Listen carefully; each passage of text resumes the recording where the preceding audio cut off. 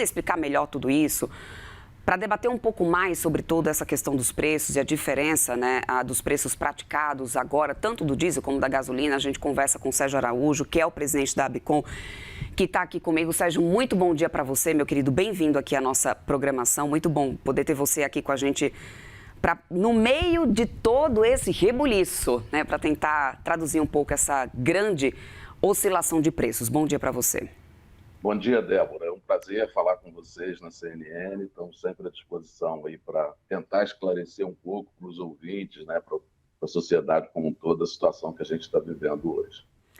Sérgio, um ponto importante, eu quero começar o nosso papo falando justamente sobre essa defasagem que a gente abriu essa semana. Eu vi que na ABICOM, no último relatório que vocês tinham soltado, a defasagem até já tinha caído um pouco, tinha caído para 65% de defasagem no dia 24 de março, mas ainda assim são patamares historicamente muito elevados. E a principal pergunta que vem na nossa cabeça é: até quando o mercado consegue manter uma operação com a defasagem tão alta dessa forma? Ainda dá para sustentar essa defasagem? Débora, essa defasagem muito elevada, né, que é fruto de uma prática de preço artificial pelas refinarias da Petrobras, elas causam diversos transtornos. Eu poderia ficar aqui algumas horas falando dos impactos negativos de uma prática de preço inadequada. A pior delas, eu diria, para a sociedade, é que aumentando o risco das operações de importação e também das refinarias privadas, né, isso pode levar a um desabastecimento, uma vez que se faz necessário os importadores e as refinarias privadas atualizarem os seus preços. E, infelizmente, o Brasil depende, né, para o atendimento da demanda de diesel no Brasil, a gente precisa importar algo em torno de 30% do volume. É um volume bastante representativo e com essa defasagem muito elevada, o risco se torna muito elevado também. Uhum. Mas, Sérgio, você tem pontuado já em algumas entrevistas uma preocupação em relação à questão do abastecimento ou do desabastecimento, né? Para março a gente já teria um cenário mais garantido, essa preocupação viria maior para o mês de abril. Essa preocupação ainda é mantida, Sérgio? De alguma forma, justifica-se, por exemplo, em alguns lugares do país, a gente tem até mesmo antes, né, de abril, relatos de que há falta de combustível e, por isso, preços praticados de uma maneira tão diferente, ou seja, tão díspare como que a gente tem visto no país, né, ao longo dessas últimas semanas. Há justificativa para isso? Já realmente há desabastecimento? O problema só piora em abril? Como que você traduz isso para a gente? Qual que é o cenário nesse momento? E eu te pergunto ainda, esses lugares que já pontuam desabastecimento, talvez em outros momentos não já enfrentassem outros tipos de problema como acesso, logística? Traduz isso melhor para a gente. Bom, Débora, a sua pergunta é muito boa e eu acho que é muito oportuna também a gente falar, até para dar um pouco de tranquilidade para a sociedade. O mês de março, felizmente, as compras, né, as negociações de importação aconteceram antes do dia 28 de fevereiro, né, quando teve o início da guerra.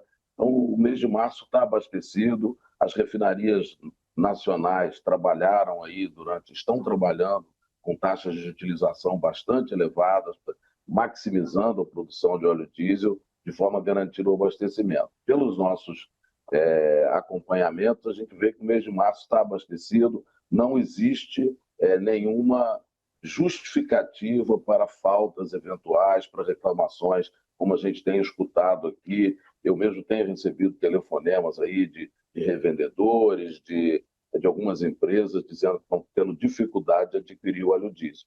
Mas, fazendo um balanço, a gente não vê esse problema. No caso de abril, a situação é um pouco mais complicada, as refinarias continuam com um esforço muito grande para produzir óleo diesel no Brasil. Nós também, importadores, estamos fazendo um esforço, buscando aí trazer navios para que a gente consiga passar aí o mês de abril sem nenhum problema de falta de produto. No entanto, o que a gente tem observado é que existem dificuldades assim, de negociação, de comercialização, né? Como falei, 30% do diesel comercializado ele é importado. E 15% do diesel comercializado é produzido por refinaria privada, que necessariamente, tendo aumento de custo, precisa aumentar também o preço dos seus produtos. E nem todos os consumidores conseguem entender essa necessidade de aumento de preço. Isso tem gerado dificuldades de negociação, de fornecimento, e por esse motivo, um ou outro, pontualmente, a gente toma conhecimento de falta de produto, mas muito mais por dificuldade de chegar a um valor do que efetivamente disponibilidade de produto. Agora, quando a gente está falando de preço, de defasagem, Sérgio, a gente tem um ponto importante que é quanto à questão disso tornar ou não atrativo, ou estimular ou não os importadores, né, a manter o mesmo fluxo, ou seja, o mesmo nível de importação. Eu acompanhei um relatório na semana passada da ANP mostrando que já houve uma queda significativa nas importações nesse mês comparado ao ano passado, né, o mesmo período do ano passado. Ter uma redução de quase 60% nas importações, Sérgio, isso não pode trazer um efeito dominó? Por que isso acontece? Qual que é o temor dos importadores quando decidem segurar, né, essas importações, quando decidem aguardar para tomar qualquer tipo de atitude? Quais são os efeitos disso e por que essa atitude é tomada agora? Bom, os efeitos, como você colocou, é o risco de desabastecimento, principalmente em regiões que são mais dependentes do diesel importado, que nós estamos falando aqui das regiões Nordeste, Norte e Centro-Oeste, onde não existem refinarias da Petrobras. Na verdade, na região Nordeste existe uma pequena refinaria lá no estado de Pernambuco, né, a refinaria Abreu Lima, mas não tem outras. Então, a região Sul e Sudeste acaba sendo, os consumidores localizados na região Sul e Sudeste acabam sendo beneficiados porque eles têm acesso a produtos com preço artificialmente baixo, né? As regiões Norte, Nordeste, Centro-Oeste, que dependem mais de produtos do diesel importado e de diesel produzido pelas refinarias privadas, eles ficam mais sujeitos, né? Ficam sujeitos a preços mais elevados e também a um maior risco de desabastecimento em função dessa, eu não diria que é falta de estímulo, mas é falta de segurança que os importadores têm para realizar as operações de importação. Você imagina você trazer um navio com 50 milhões de litros de diesel e ter que vender num ambiente, num cenário onde o agente dominante, que é a Petrobras, que é responsável por 55% da produção do diesel no Brasil, está vendendo com uma defasagem de 60%, 70%, como já aconteceu aí no pico, e você muito bem mostrou no gráfico que você apresentou para a gente. Sérgio, a gente tem um governo tentando, né, correr contra o tempo para poder tomar medidas para tentar reduzir o impacto de tudo isso, né?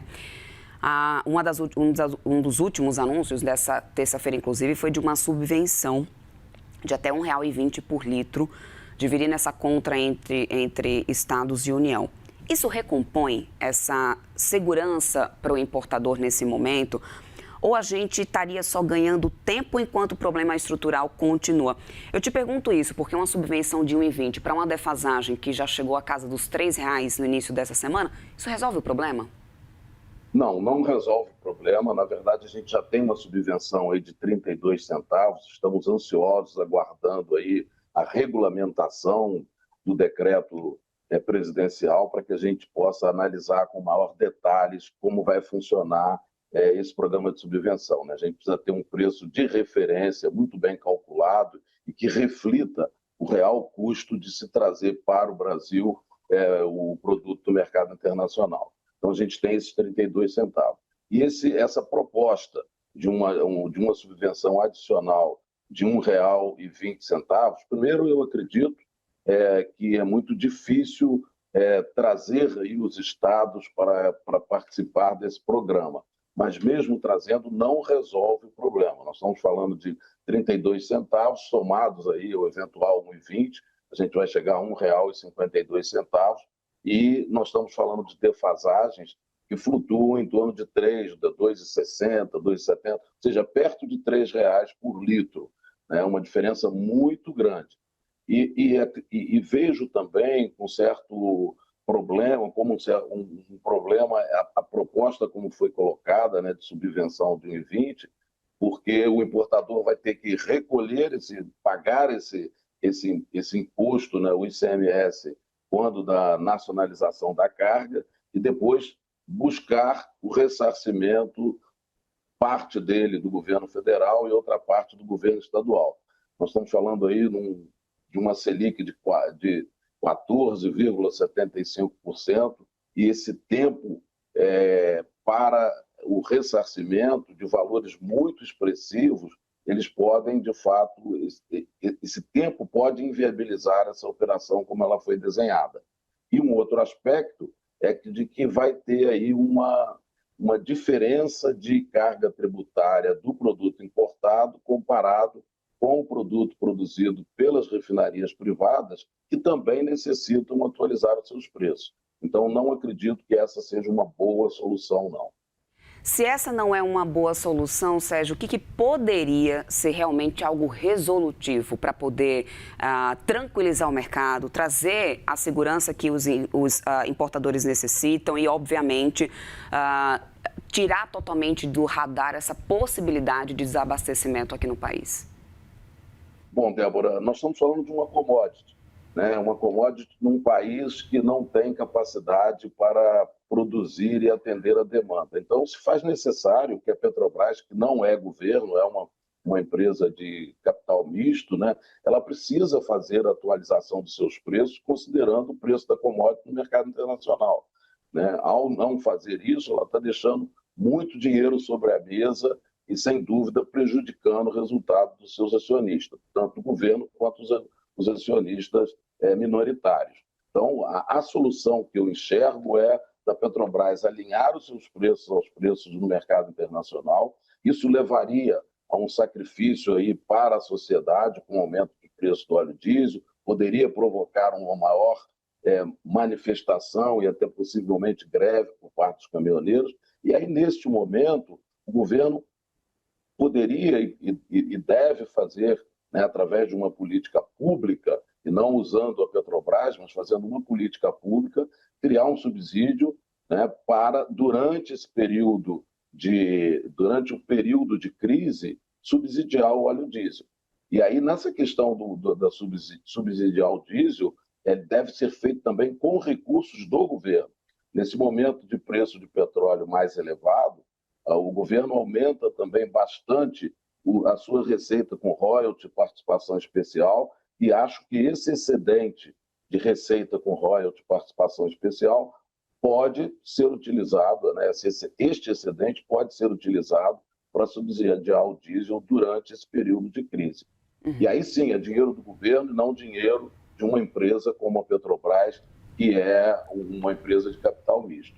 E da forma como o programa de subvenção está desenhado, esses dos 32 centavos, eu vejo ali também um ponto falho, que é buscar o financiamento deste programa taxando as exportações de petróleo, ou seja, está tirando dinheiro de um outro bolso que é diferente do bolso do governo. E acredito que esse tipo de programa de subvenção para aliviar os consumidores deve ser feito pelo governo e não por empresas privadas.